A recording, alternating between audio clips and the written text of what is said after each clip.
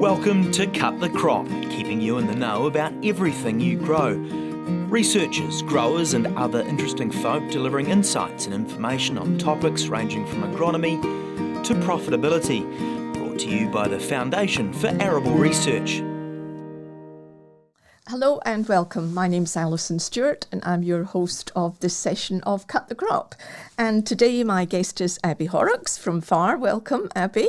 Thanks, and we're going to be talking about on-farm biosecurity, because this is obviously a time of the year where it's very pertinent for growers to understand the potential risks. So let's start off by just talking about why on-farm biosecurity is so important. Yes, there are plenty of reasons why on-farm biosecurity is crucial to the sector and to the farm business. I think it's probably good just to clarify that when you're thinking about incursions on farm, it's a bit different to like the national concerns where it might be a new incursion that's considered a biosecurity threat, but on farm it just simply might be a weed that you haven't had before that's come from your neighbour's farm. So it's really thinking about how to minimise the risks of those incursions getting to where you don't want them to be. I think the reason why it's the most important is because any sort of incursion means disruption to your farm business, and any disruption costs. It costs time, it costs money, it costs effort, and if, for example, it's a new herbicide-resistant weed that you haven't had to deal with before, it means that you need to think about how you're going to go about rethinking your herbicide program, or it might mean that you no longer have the same options across your rotation with what to plant or when to plant. And all these disruptions just, they do cost.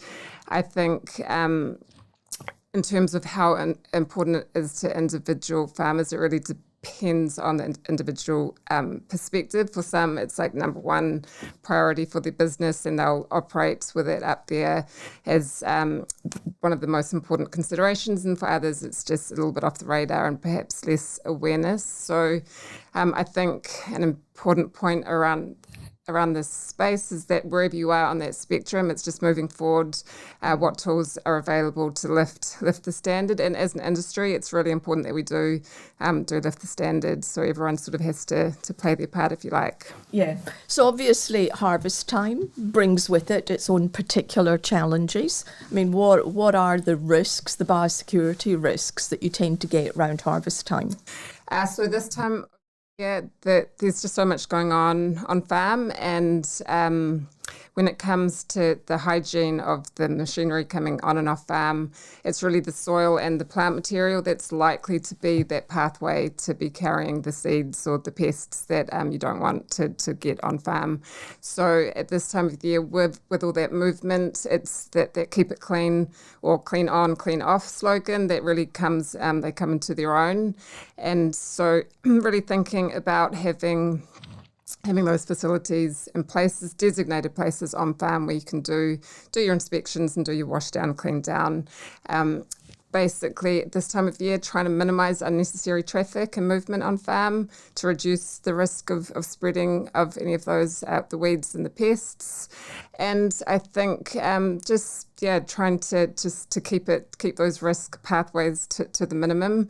When you're thinking about doing the inspections, it's really anything visible, any plant material, soil material that's visible in or on the machinery, that's what you want to remove. And also just making sure that things are clean when they're going off farm. What happens then if the grower isn't there when contractors are coming in, because they're not necessarily always going to be there? Yes. I mean, what are the sort of protocols that they can put in place to make sure that contractors are, not introducing risk? That's a bit of a curly one, because you can't be there all the time. You've got people coming on potentially at all hours. And so in some instances, doing that inspection yourself might not actually be an option. I think it's a bit of a long-term game here. It's about building those relationships and those good, transparent relationships with the people that you're dealing with and the contractors that you're dealing with, so they know what the protocols are on your farm and they know what the standards are.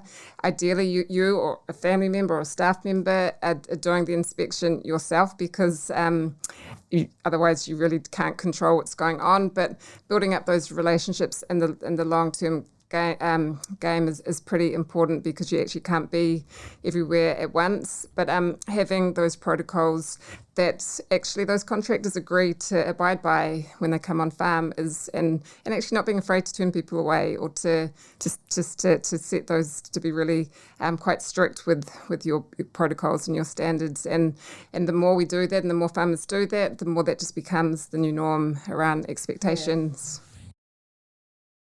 I mean, we talk about early detection. I mean, because obviously the sooner you see something, the sooner you can deal with it. But what does that actually mean, like, for a grower?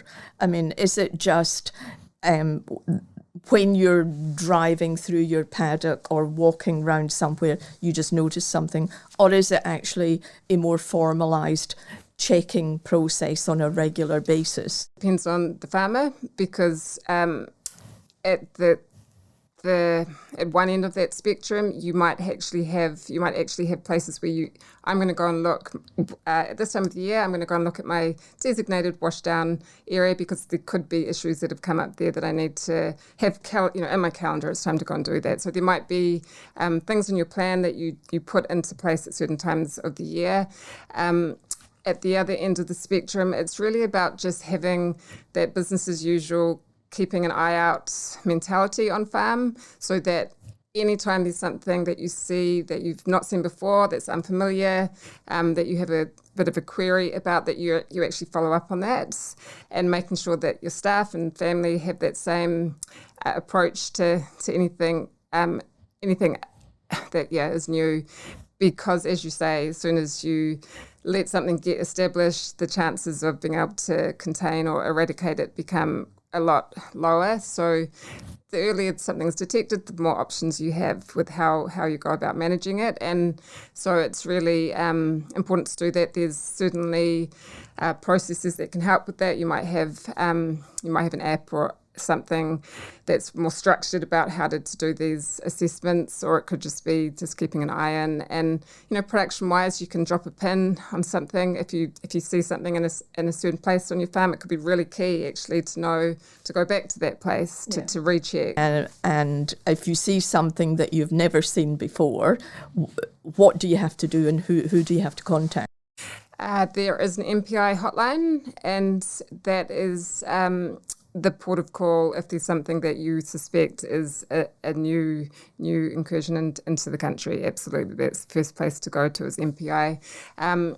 Talking to your neighbours, rural professionals, just having communication with people that are coming on farm, just to talk around what you're finding, making sure that you get an accurate detection before you press too many alarm bells. And so a bit of a protocol and process around that. We actually have a incursion response flowchart on our website, which is a bit of a step-by-step decision tree, if you like, around how to respond and how significant certain new issues might be, who to notify, etc. How many growers do you think actually have a formal biosecurity plan?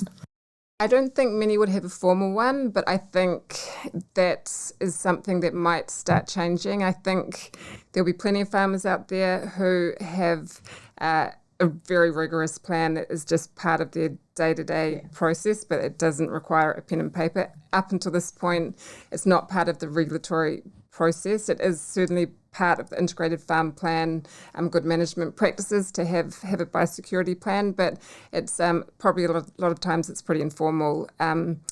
But thinking about it from more of a pen and paper perspective just means that you can maybe start thinking about risks that you hadn't thought of. There might be pathways onto your farm that you just hadn't considered, or mitigations that are just really simple, but again, just weren't part of your day-to-day operations. So not layering up a whole lot of burden, but just thinking a little bit through the risk pathway processes with a bit of paperwork can actually get you to that place where it just becomes a bit more normalised. And what is FAR doing to support growers? So on our website, we have risk registers.